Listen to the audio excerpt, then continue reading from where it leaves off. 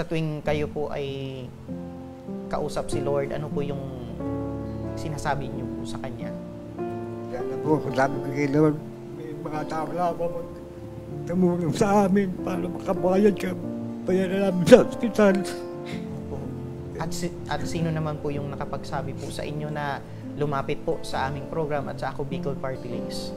Yan po, nagturo sa akin na tumulong kami rin sa Ako Bicol para makakuha kayo kapambayad dyan sa ospital. Sigad daw, partner. Sigad. Very good talaga itong sigad. Eto mga ka-aksyon, kasama natin ngayon si Jacob Resio at ang kanyang inilalapit na hinaing ay para sa kanyang misis na si Nanay Leticia Caneso, 72 taong gulang at may 3 uri na ng sakit na iniinda ito. Sakit sa kidney, baga at puso. Ayan, grabe ano. So, magandang hapon po sa inyo, Tatay Jacob. Magandang hapon din po sa inyo. Opo. Tatay, 3 uri ng sakit po itong meron pong iniinda yung misis po ninyo.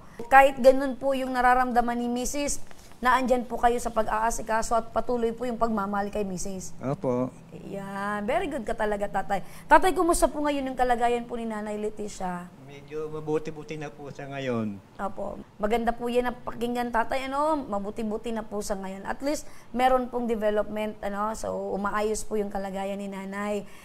Mayroon po ba kayong mga anak po, Tatay? Wala naman po, hindi naman po kami nagkaanak eh. Meron lang po kami akong anak-anakan. Opo. So, ilang taon na po kayong kasal ni Mrs.? Hindi naman po kami kasal. Opo. Nagkasama lang So, kami. hindi kayo kasal, kayo po ay nagsasama. Ilang taon na po kayong nagsasama, Tay?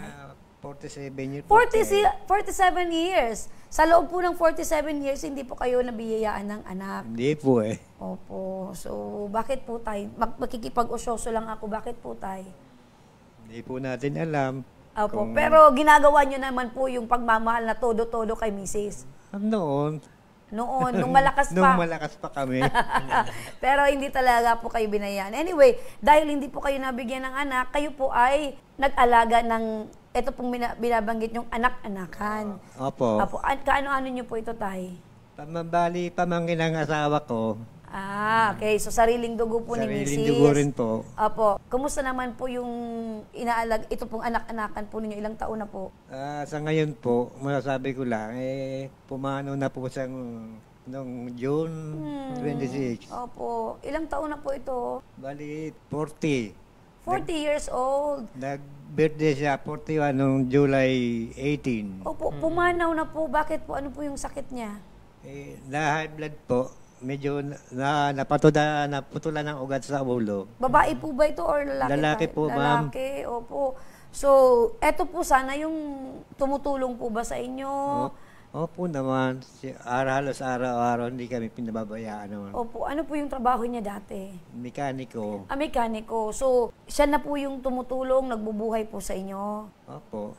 Opo. So, meaning to say, nakakaraos po kayo ni Mrs. kahit mayroong sakit si Mrs. dahil dito po sa anak-anakan po ninyo. Opo. Opo. So, condolence po, Tay. Salamat po sa inyo. Opo, Tatay, maitanong ko lang ilang taon na po kayo, Tatay? 68. 68 years old. Pero ngayon ay nakakapaghanap buhay pa rin po ba kayo? Hindi na po, sir. Opo, na ngayon po ay yung inaasahan nyo po na anak-anakan ay namatay na. Ano po yung, saan po kayo kumukuha ng pang-araw-araw po ninyo? Meron pa na mga pamangkin yung asawa ko. May nagbibigay sa amin ng bigas, pang-ulam, pangbili ng mga gamit sa kusina. Paano ngayon, Tay, na nasa ospital po itong asawa po ninyo? Nung nasa ospital po itong asawa po ninyo, saan po kayo kumukuha ng panggastos po sa ospital?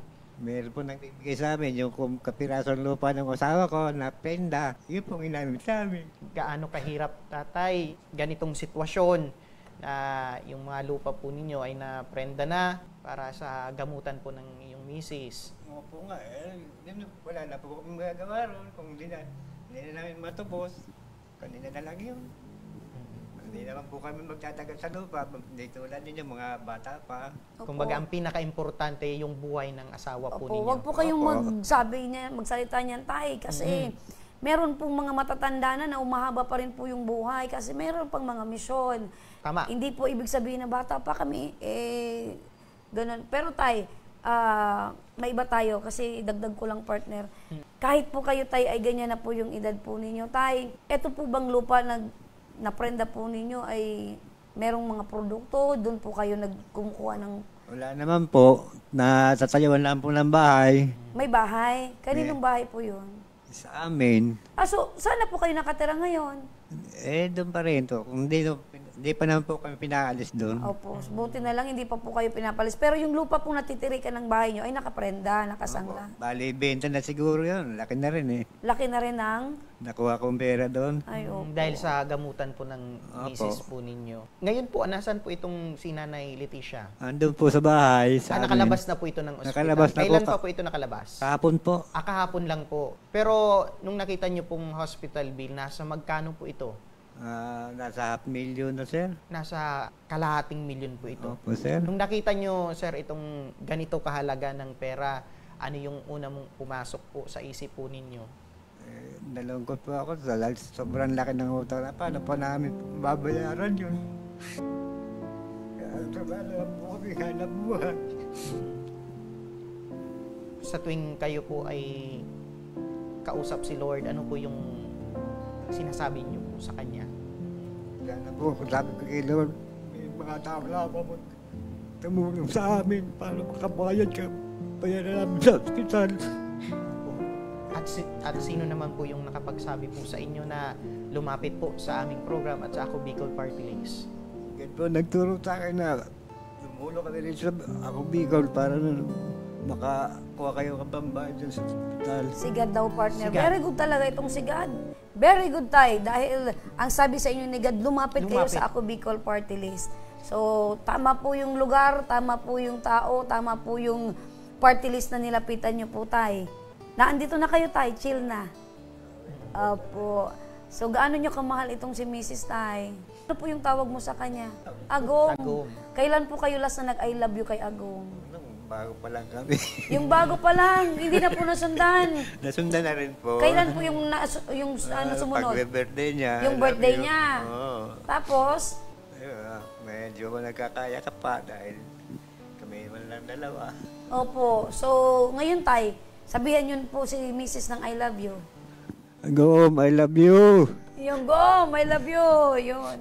Opo. So, ramdam po namin tayo yung alalahanin po ninyo. Ano, talagang malaki pong halaga yung iniisip po ninyo na naiwan sa ospital, nababayaran. Ano po tayo? Opo. Opo. So, eto po tayo, para po sa kahilingan po ninyo, kasama po natin ngayon ang tao na makakasagot po ng inyo pong problema. Pakinggan po natin tayo, nasa linya po si Ma'am LB Sedeño, ang coordinator po ng Ako Bicol Party List. Miss LB, eto po si tatay ay nakakaawa po itong kalagayan ng mag-asawa na sila Tatay Jacob at Nanay Leticia. Sa katunayan yan, panay na po yung iyak ni tatay dito. May kalakihan po kasi... Opo, may kalakihan po kasi yung hospital bills na naiwan nila. Almost or more than 1 million. Ano po ba yung maaaring maibigay na tulong po ng Ako Bicol Party List? Miss Remy, and then kay tatay, papuntahin po sa akin sa tatay. After po ng program niyo, balik po sa akin si tatay, ibibigay ko po yung guarantee letter as per council bill. Sagot nila po yung hospital bill nila. Wala po silang babayaran kahit piso. Ayun! Ayun! Sagot po natin yung kanilang hospital bill. 431,000 po, Miss LB, ang exact amount. Yung zero balance po natin sila, wag po sila mag-alala. Lahat po ng babayaran sa hospital, sasagutin po ng Ako Bicol Party List. Puntahan lang po nila ako sa table 5 sa Ako Bicol desk. Wala po silang babayaran kahit piso. Ayun. Sabi ko na sa iyo, tay. Tatay. Makakausap natin yung taong magiging daan para po mabawasan yung problema po ninyo or maalis yung problema po ninyo patungkol po sa hospital bill. Huminga ng malalim itong si tatay. Ano po, tatay, yung nararamdaman nyo? Masaya po ako ngayon. Wala na kayo isipin ng asawa ko. Pagbabayad ka ng mga bill na ito. Ayun. Kaya na po kaming isip na kaya dito na kami lumapit. Nadudurog ang puso ko, partner, pag may mga ganyan na nagpapasalamat pero yung halagang yun ay hindi mahawakan nila kundi maibibigay or maibabayad sa ospital dahil yun yung kabayaran dahil nagkasakit si Mrs. Tama. Pero at least wala nang poproblemahin sa tayo. Ngiti na tayo. Palitan nyo na po yung iyak po ninyong ngiti na tayo. At napakaswerte ng ating mga kababayang Bicolano na labis na nangangailangan ng mga kagaya ni tatay na nandyan po ang Ako Bicol Party List na handang umalalay po sa inyo. Apo, nasa linya pa partner si Ma'am Sige. LB. Ma'am, Apo. Ma'am LB, siguro mensahe na Yes lang po po. dito kay tatay. Ano po yung mensahe natin kay tatay? Tatay, huwag na po kayo mag-alala. Hindi po kayo nag-iisa. Marami tayong pwedeng nilapitan, marami kayong pwedeng puntahan. Pero nag-iisa lang po ako, Bicol, na pwedeng sumagot ng hospital bill niya na ganun kalaking halaga. Yun.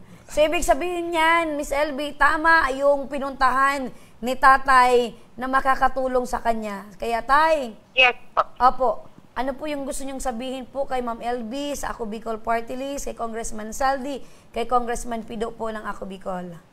Sa lahat po ng bumubuo ng Ako Bicol, staff po ng Ako Bicol, nagpapasalamat pa ako lalo na po kay Ma'am LB. Maraming salamat po.